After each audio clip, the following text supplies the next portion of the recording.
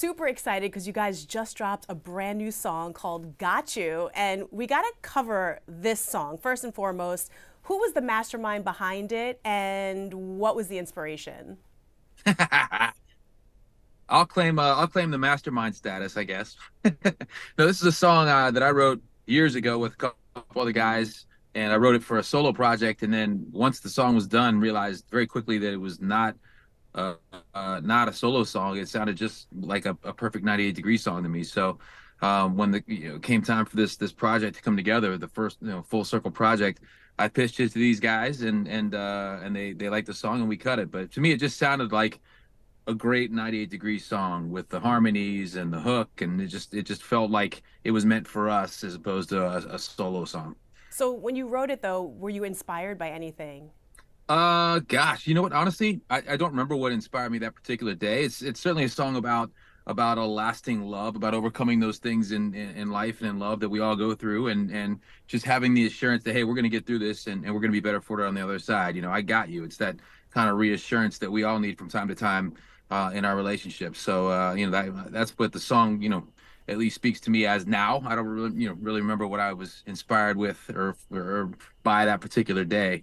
But it's certainly a song about overcoming those obstacles and being there for each other and making it through those tough times. And that's why you guys are making those videos on Instagram where you guys are falling into each other's arms. Like, I got you. I'm waiting for somebody to fall. Well, It was in almost true. Nick's defense, he doesn't remember what happened yesterday, let alone what happened years ago when he was writing this song. But Nick I likes do to give remember me a trying to hard catch time. you in the trust fall. That I Well, remember. he calls me an anvil.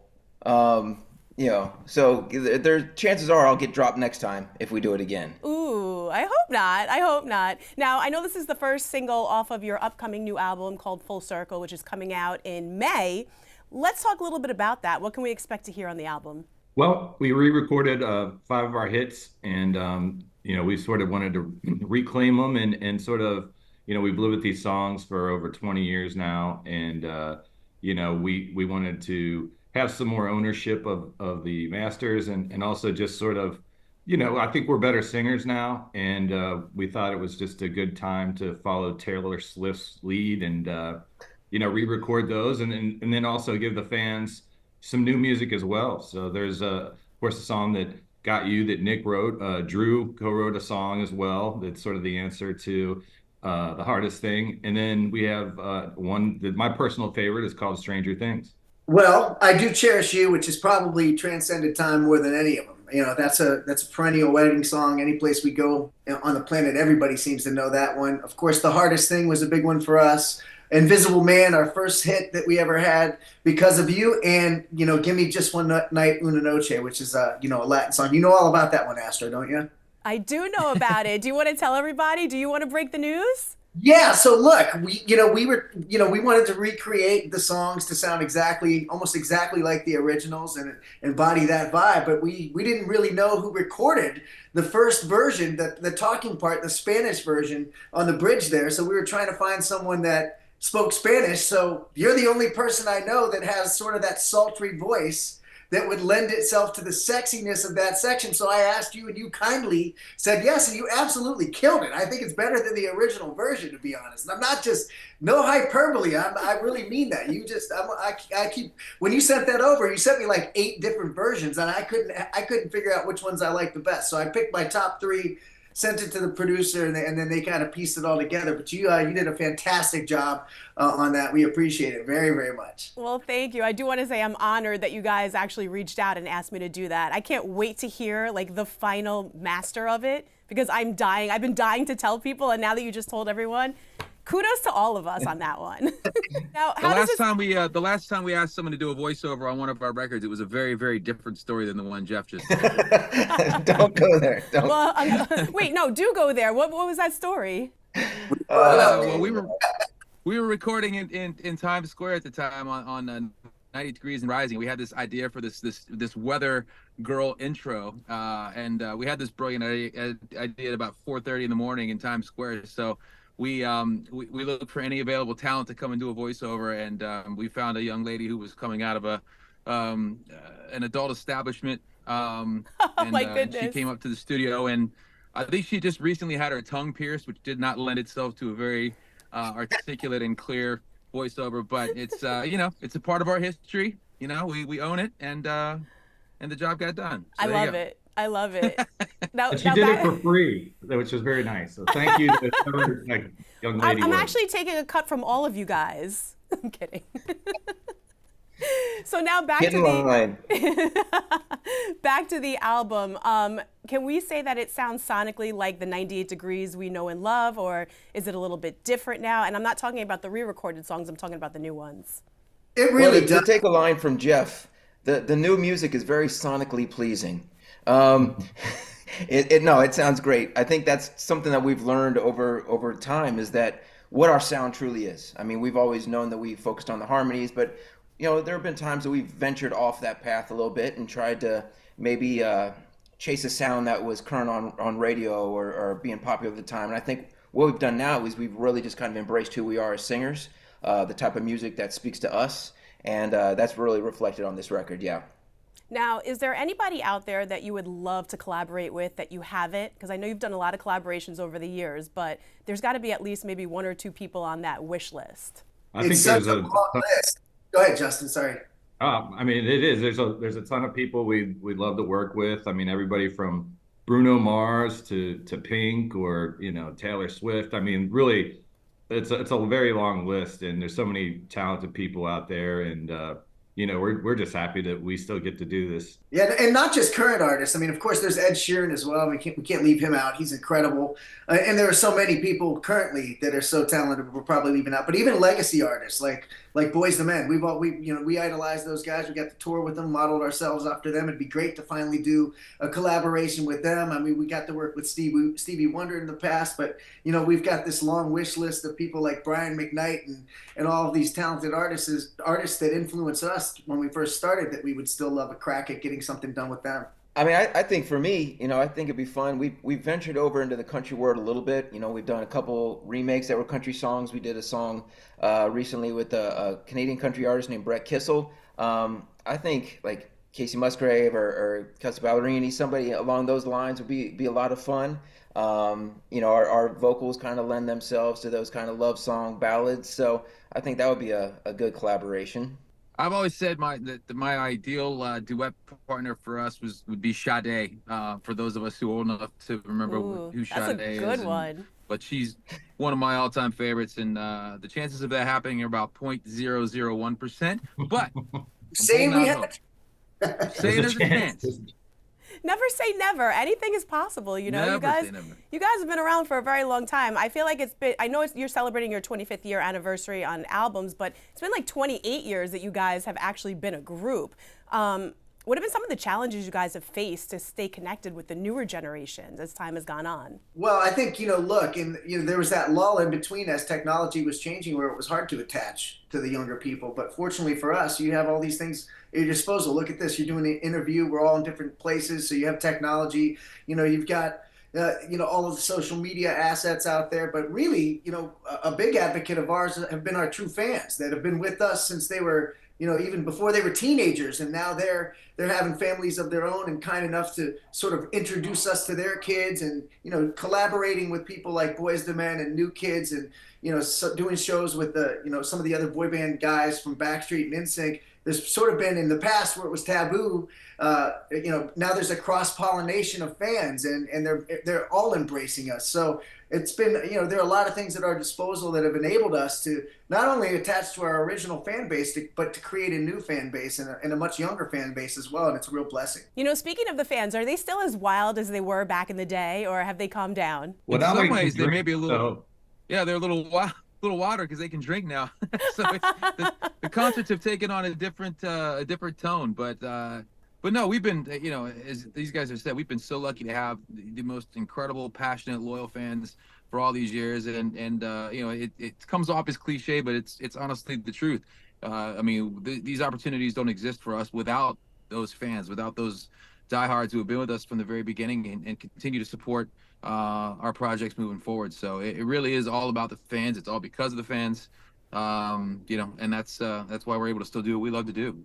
You know, because I'm thinking to myself, I know back in the day, a lot of the fans would probably like try to sneak into your hotel rooms or get backstage and things like that. Any wild moments that you can share with us that kind of stand out to you? I mean, we've had wild ones. I mean, a lot of people know this, but girls would come in the room service carts underneath when we're ordering food. You know, go to eat your eggs and eat your breakfast, and someone pops out from under there. They've snuck into our tour bus. There have been times where they used to pay the concierge, and they'd be in our rooms already. I mean, at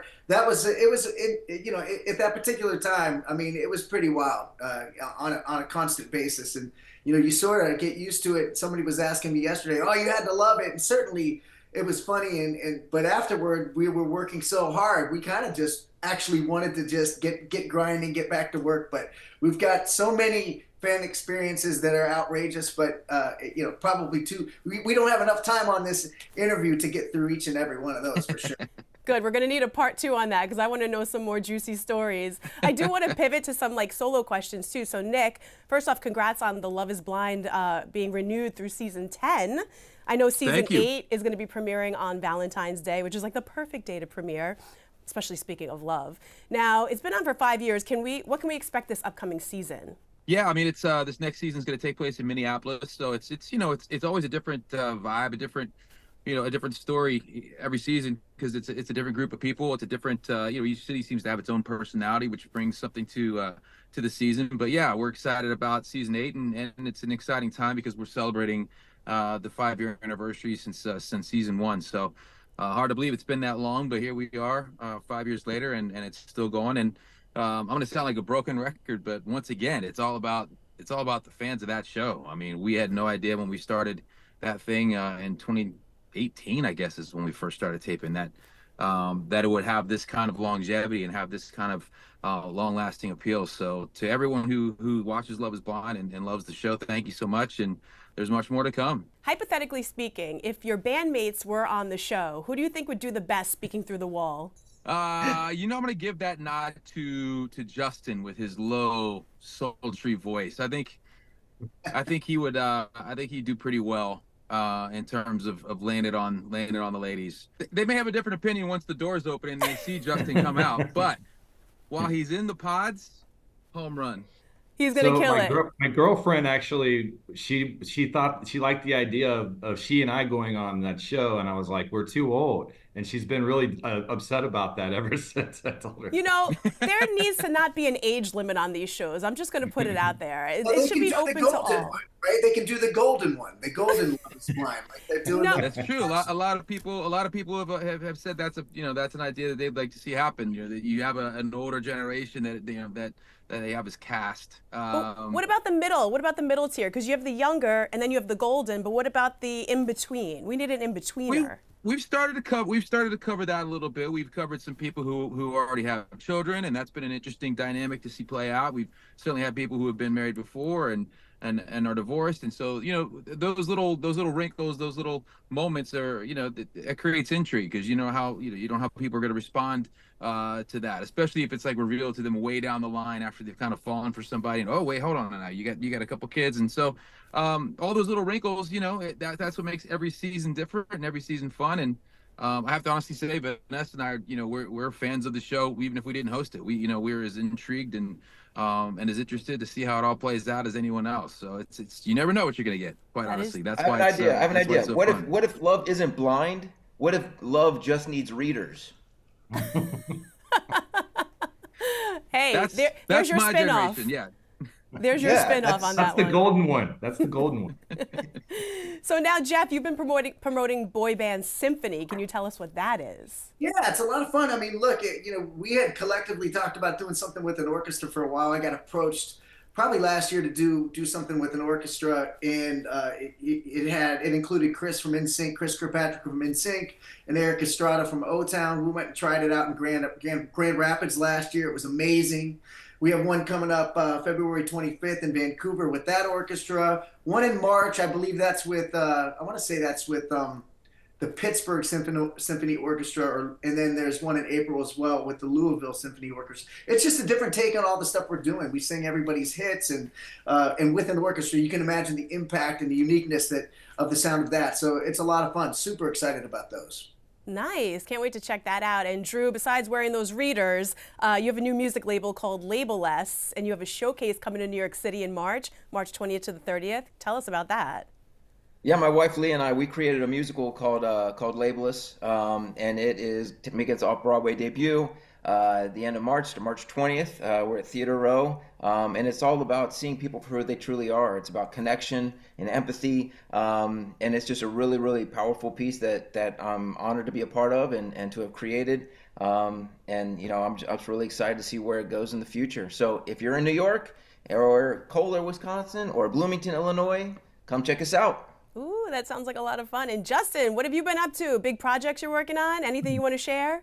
Just working on a couple of efforts here in Cincinnati. We're trying to bring ranked choice voting to the city of Cincinnati to just have it be a more democratic system. And then we're also working on getting 24-hour public restrooms like the Portland Loo, and that, you know, is just make Cincinnati more accessible to everybody. And that's been a project I've been working on for a while too. That's incredible. Now, since you guys are all taken, do you have any romantic Valentine's Day plans you could share since the big day is coming up soon? Is it coming up soon? I mean, you know, it kind of is. Did you forget? I think we're going to do this, collectively. I think we're going to go ahead and just, to be extra romantic this year, we're going to release "I Do" to the public, our new version of "I Do" on Valentine's Day. It'll be our gift to all the ladies out there, or gents, whoever's into it. It's a new version, a new take on it. Very exciting collab we have that we're excited to share with the world. So look out for that on Valentine's Day. I Do. Cherish You. Yeah, the whole album's on May 9th. May 9th. Perfect. Well, we'll be looking forward to that. Can't wait to hear Una Noche, of course, as well as all of the other hits. Thank you guys, 98 Degrees, for joining us here at Page 6, and we can't wait to see you when you're here in New York City. Thank you. Thanks so much. Thank you.